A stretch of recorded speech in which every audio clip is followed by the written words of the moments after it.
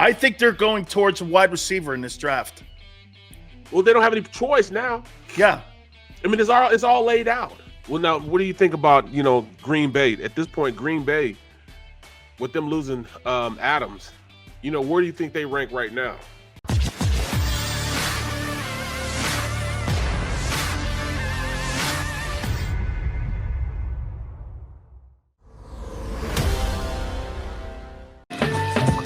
Welcome back to the middle. Barrett Brooks, Big Silks. Hope all are having a great day. Please hit the like button for us here. Okay. We're talking about, again, improving the team and getting the team to where we think they're going to look like this year, as they're going to be in a very mediocre NFC. We all see that. The AFC is absolutely packed. I will say this to you again, Barrett. With the talent that they have on the football team here, Devontae Smith at wide receiver, Quez Watkins, Zach Pascal, Dallas Goedert, and Miles Sanders, I want to know where a lot of this offense is going to be coming from. Now, to be fair to the Eagles here, what teams in the NFC are packed also? There's not a lot of teams that are in the NFC, right? Bucks, Rams. Bucks, Rams. Not the Packers. Packers. You look at the 49ers will be there. The 49ers, Cowboys, the 49ers are going to be there also. I think that Arizona's going to be hanging around that top level also. So, it's once again, it's laid out for the Eagles to be successful. It is. When you're going through the NFC, it's just it's the second best conference now. AFC is definitely it's the JV. Yeah. So, especially with our division, it could be kind of simple getting through our division. I mean, you look at Dallas. Dallas isn't the Dallas of old. Dallas doesn't have those. I mean, Dallas isn't the Dallas of last year. When I say of old, last year. Last year, they were stacked. They should have took advantage of that. They were stacked. They had everything at every position. And they just, they screwed that up. So going forward, I'm looking at the stream. Yeah, I think we are kind of short-changing the abilities that some of these guys, like Quez Watkins, showed us something last year with glimpses of being an explosive player. He did. I was impressed with him actually last year. So, going forward, I mean, it looks like he's only going to get better. So when I look at him and look what he brings to the table, evidently they are not pressed to go out and get one of those big free agent moves like everybody else is. So I'm also saying they like what they like inside that locker room because they're not making any dynamic moves right now, which can be damning to them, saying, all right, we're already where we need to be. Or it's just a travesty by that organization thinking too highly of themselves. And they've been known to do that. So, they have history of that, Big Seals. They do have history of thinking they were a lot more than what they really are. I think they're going towards a wide receiver in this draft. Well, they don't have any choice now. Yeah. I mean, it's all laid out. So, I mean, where to go with Treylon Burks? I mean, Burks is a good player, man. Burks can come in and be a dominant player, but is he a number one? I don't know. There's only a couple of number ones I see in this first round. Do they have to go up and get them? Let me look at that, man, because – wait, I got the list in front of me here. Drake London, the kid from Southern Cal. Treylon Burks, Arkansas kid. Yep. Garrett Wilson, Ohio State kid. Yep. He's the truth. He's the best receiver in the draft. How do you say that kid from Ohio State's name? Olivier? Yeah. Chris Olave. Chris Olave. 21. He's ranked 21. They're saying he's going to go around in that range. 21st pick potentially to the Patriots. Jahan Dotson, wide receiver, Penn State. Speed guy. Those are kind of your guys that we're talking about here. So again, and Jameson Williams. What? Jameson Williams. Jameson Williams too. And I see him playing next year. He's going to play this year. Man. Look at all these guys that come back. Do you see Matt Corral? They say he was tossing that ball around like it was nothing this year. Don't slip on the Eagles picking up a guy like that. They've been high on him for a little bit also. Man. Quarterback from Ole Miss. Could you imagine them drafting a quarterback and a wideout? In the first round? When you need like help all over your defense. Bro, I'm so used to that. I'm getting used to it. I'm understanding it now. You guys, I'm used to that. I got to think I got to go here. So you like Golden Corral, right? No. Oh, okay. I'm talking about I'm trying to prepare myself. I'm trying to prepare myself because I understand what the Eagles do a lot of the times. Thank you for helping me. Right, because they've been even going out and getting Landon Dickerson. That's a classic Eagles move. Going to get Landon Dickerson in the first round second round because they value the trenches. I understand that, but there was a big time safety there, big time corner there they could have picked up that they didn't do it because they don't believe necessarily in going out and getting a middle linebacker or drafting a cornerback that high, and which is crazy to me, man, because that's been a need for the Eagles for the longest time. So, you had guys that could go in, even if Landon Dickerson, that they didn't draft Landon Dickerson, they would have still had a good offensive line with the guys they have backing up right now. They were still good enough without Landon Dickerson. They really didn't need, that's a luxury pick to pick up Landon Dickerson. It just turned out that he played one hell of a year, and he's a really, really good player. But that wasn't really a need for us at the time. We have the best coach as far as coaching offensive linemen in the league. He would have prepared whoever to be in that position. Just so happens that Landon Dickerson is that guy and he balled out. So I need to see a linebacker. It's almost like you're cussing at me if you say, you're going to go out there and get a linebacker because I know they're not going to do it. And it's like you're lying. You know what sucks about that philosophy, though? I mean, you eliminate great players making great impact on your team when you diss a position, dude. Yeah. How could a superstar stud linebacker not help any team? And you just go, well, I get mine in the third and fourth round. He used to have a really whacked attitude, and you know what? Even though it was right, Bill Parcells never drafted a running back in his entire coaching or executive career higher than the third round. What? Ever. They were all free agents, Otis Andersons, guys like that back in the day. Curtis Martin was banged up at Pitt his senior year. He just didn't believe on spending the equity in the running back position with high draft choices. That was my same year. We came out the same year. That was my guy, man. Dude, Curtis Martin is like the modern day. Well, I would say Frank Gore is like the modern day version of what Curtis Martin was. Dependable, showed up every day, gave you tough yards, great teammate. Do you know that Frank Gore's third all-time in NFL rushing? I didn't know that. Third all-time. This guy's got more rushing yards than OJ and Eric Dickerson and all the rest. I mean, he's third only behind Peyton and Emmett.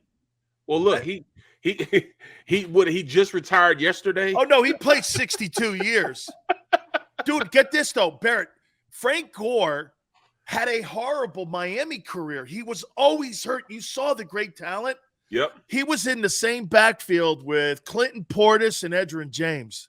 Clinton Portis, Edgerrin James. They also had Willis McGahee. Also in that backfield. They had all them guys at one time in the backfield. Is that ridiculous or what, man? That is unbelievably stupid. I want to give you a little insight here of what happened yesterday and where the Eagles were in the Tyreek Hill sweepstakes. They were in it.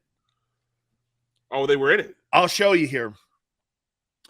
So after the Devontae Adams deal, all of a sudden, Tyreek Hill and Drew Rosenhaus, Tyreek Hill's agent. Let me give you a little perspective on my relationship with Drew Rosenhaus. It's not a great one. Rosenhaus back in the day, and he knows I say this publicly, so I have no problem doing this because I saw it firsthand. So did Gary Stevens. How do you think he got started? Drew Rosenhaus is based in Miami, and this guy used to hang around the University of Miami training facility and our practice field over at the Heck Center in Greentree, and he would start recruiting the Miami players. Well, Miami back in those days, they were all first-round draft choices. There were 1,000 of them, and if you got those guys, the reason that Drew Rosenhaus is spread out is because of his relationship. Well, he used to give money to players, and players would end up working with him and whatever. I know of a story of a guy who got a brown paper bag with 10 grand in it. Not going to tell you who. The guy looked into it and said over to his coach, you need this more than I do. Just a story of a guy that I'm maybe close to that I know. This guy was a little shady on the rocks. However, I know a lot of people that know him. After the Davante Adams deal, Rosenhaus and Tyreek Hill were working on a long-term contract extension with Kansas City. They could not come to the numbers, obviously, because of what was going on with Patrick Mahomes' deal. They were informed that they could, during this whole time, that they could talk to teams. Drew Rosenhaus told every team that there is a potential of a trade for Tyreek Hill. It wasn't just Dolphins and Jets. Every football team knew that there was going to be a potential deal because Drew let it be known. And by the way, and if you want, Mike Florio just posted that story as well at Pro Football Talk. I heard it last night. Okay, you can go over to Pro Football Talk. It's not just Sil saying it now. Now it's coming out. All the teams were informed, and the Eagles passed on Tyreek Hill. And I don't understand it, man. You're gonna go with an unproven at the wide receiver position where you can go out and get guys, and they missed the top tier guys already. You know, we're heading into week 3, and the week 3 free agents don't look like the week 1 free agents. You're not going to get those top tier guys because they're already gone now. And in order to play, you got to pay. So they're not going to pay. So I don't see everything that I thought I was going to see with all I heard from Howie going into free agency right now. I see his lips moving, but I don't hear anything. Right. Absolutely. That's exactly what it is. Okay. And so when somebody tells me that they're gambling and they're telling me that they're going to be in all these kind of conversations I'm just now going, well, was it too rich for him? 5 draft choices and making him the highest paid wide receiver? It was probably too rich for him. He didn't want to do it. So obviously there are purse string limitations, Barrett, on what this guy can and can't do, or better yet, educate me. Unwillingness. That's unwillingness there. Because now look, I do think this, though. He's got a plan. But you know what I see Howie having problems with? Deviating and adjusting on that plan. Yeah. You got to move his He has set this thing up with all the picks, with all the cap space, and yet when it comes to making a significant move, he's afraid. This guy is afraid to put his job on the line. Well, that's why he's the king of signing 1-year deals, prove-it deals. Once you prove it, he'll sign you. He's definitely a man of his word. He's going to sign you to a big-time deal if you go and prove that you belong in the organization. But how many guys are going to do that when all that money's getting thrown out right now? All that money's been given to these guys. I mean, it just doesn't make sense to me. You know, or what direction do you think this team's going to go without the necessary chances of going out and get the big name free agents and spending some of that capital you've created? I mean, you've created. You won't touch the cap space. You won't touch your draft choices. You know, you were going to do something with Calvin Ridley. Cool.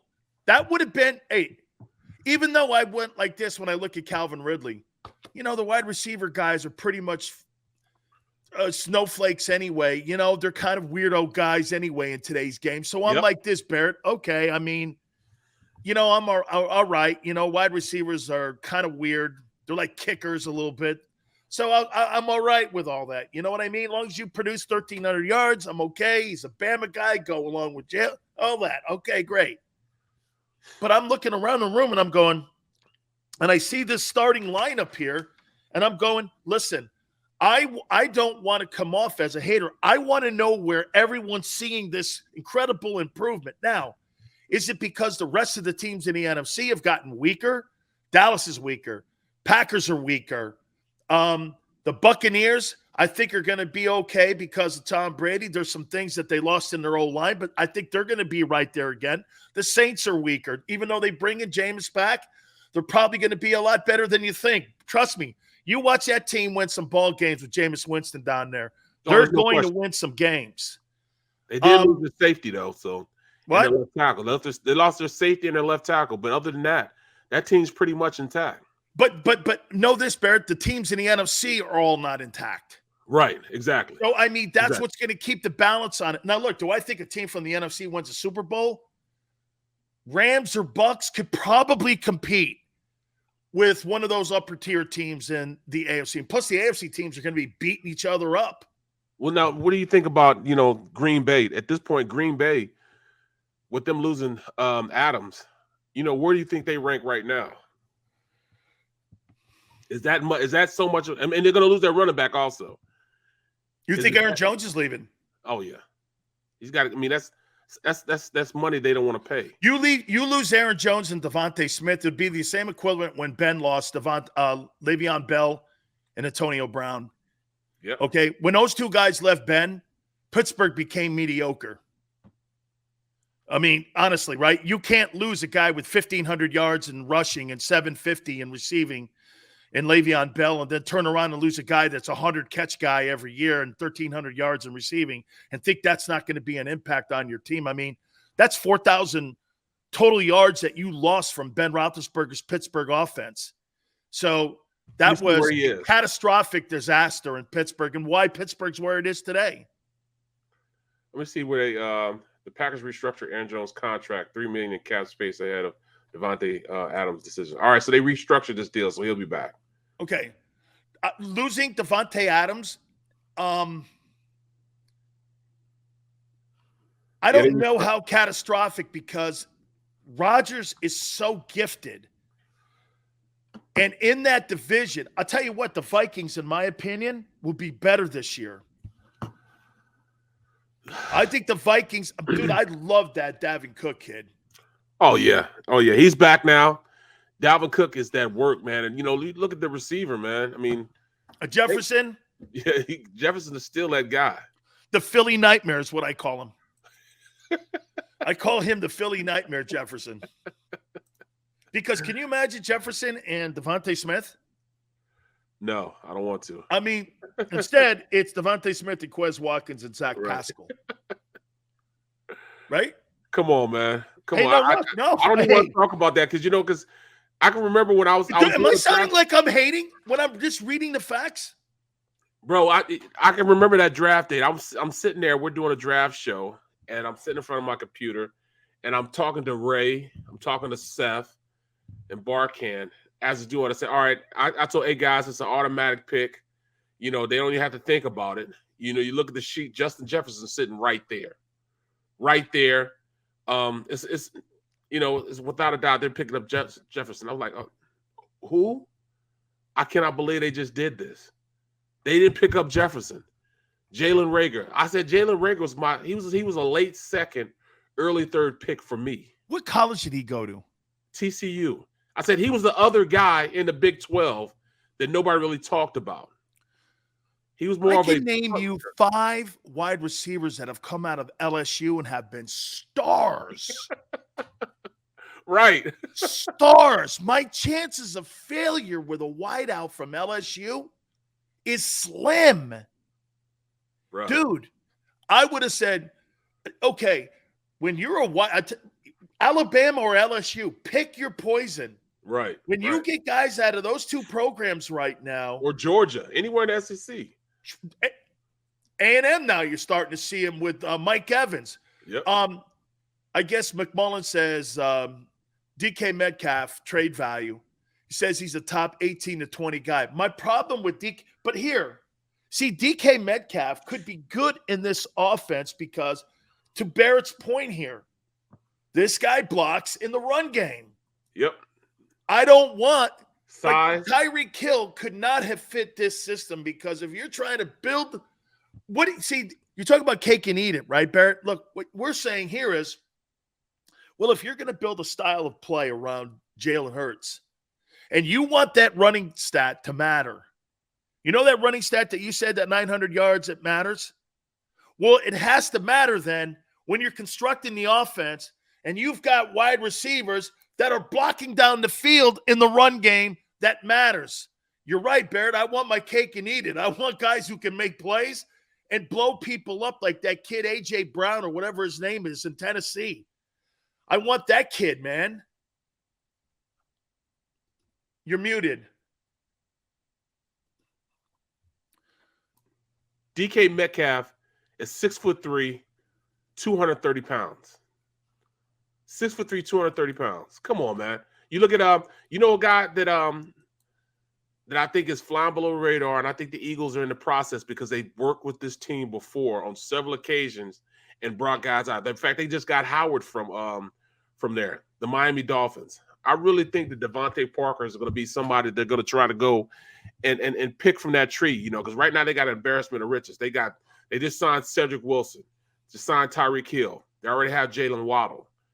I can't see Devontae Parker staying around.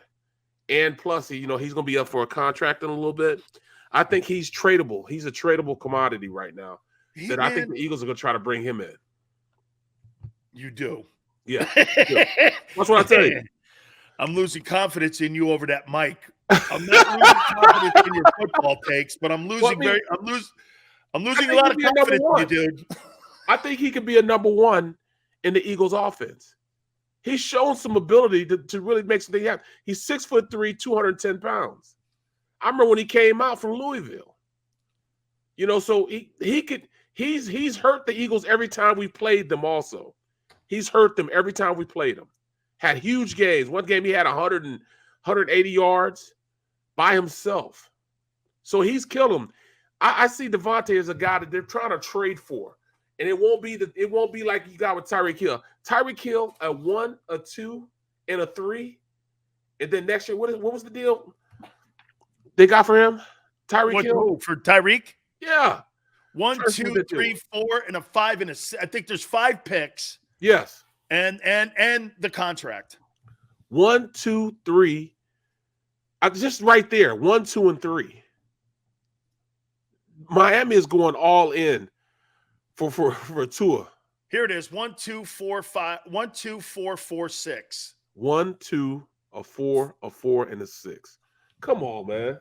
Come on, man. That's almost like what the Saints did for that running back. They gave up all 10 of their picks. Ricky Williams. Yeah. I mean, that's almost the same deal. A 1, 2, a 4, a 4, and a 6. So you think it's too rich for Howie? Way too rich. That's way too rich for Miami. I don't know what the hell they were thinking about. You want to Can hear he be that much of an impact on this team? When you have Jalen Waddle there already, Cedric Wilson there already, Devontae Parker there already, there's not enough balls to give around. And you're saying this guy is worth a 1, a 2, a 4, and a 6. And the money. And the money. And the contract. $75 million. See, I'm going to agree with you. You know what I think this is? I think this is I really think this is the owner. Yes. The owner trying to be like, all right, see, I'm trying to win. You know what I'm saying? He's trying to do this for the NFL, probably for that case he's got going on. I'm trying to win. What are you talking about? I try to pay you not to win. See, I'm trying to win. See how much in contracts I just gave out? They're just throwing money out. They are. Miami. Barrett, you know what? 1, 2, 4, 4, 6 plus the contract. Too rich for my blood, too. You know what? I'm not giving up all that for Tyreek Hill. I'm sorry. No. I'm not. Okay? He's going to have to play everything. I'm giving all that up for Devontae Adams.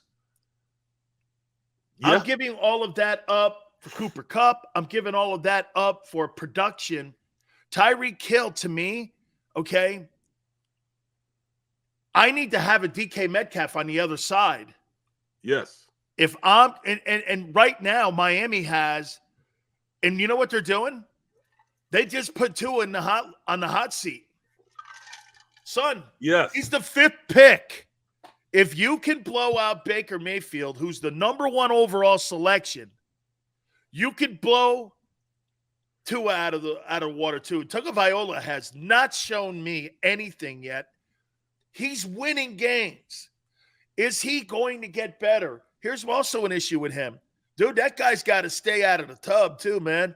Because that's part of the evaluation too, right, Barrett? Availability and durability are also part of this whole sequence here and how you look at a player. That was one of the things with Deshaun Jackson. Jackson would go like this. He'd catch one of them 50-yard passes, and he'd miss the next 3 games. You're absolutely right about that, bro. Absolutely right. Devontae Smith, the Quezzer, the Zacher.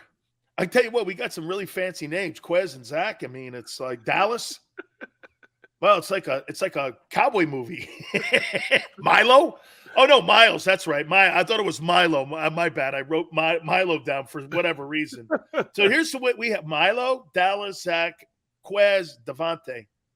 Yeah, it's like a cowboy movie. I'm gonna tell you this, man. A guy that I thought was gonna be okay, and he turned out to be just a practice squad guy, was John Hightower. I thought he was gonna be that work, man. You know, he's his rookie year when him and Quez got drafted in the same year, and it started out that John Hightower got most of the reps. He's 6'1", probably 195 pounds, and had a little speed. Quez was the guy that was the breakout player. I knew Quez. Quez ran a 4.3 in the combine.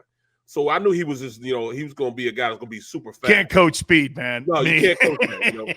But John Hightower, I thought he was going to be okay, man. I thought he was going to come out of shell and be an impact type of player, man. But he showed me nothing. He couldn't even get off the practice squad. I got a question for you here on the other side. Which one of these guys you think has the breakout year with, you said yesterday, the great and massive improvement from Jalen Hurts? Yes. Big fella, I'm holding you to this now. Oh, you say that okay. You can write it down, take a picture. let's do this on the other side. He's Barrett Brooks, Dan Cilio. Keep it here on the middle.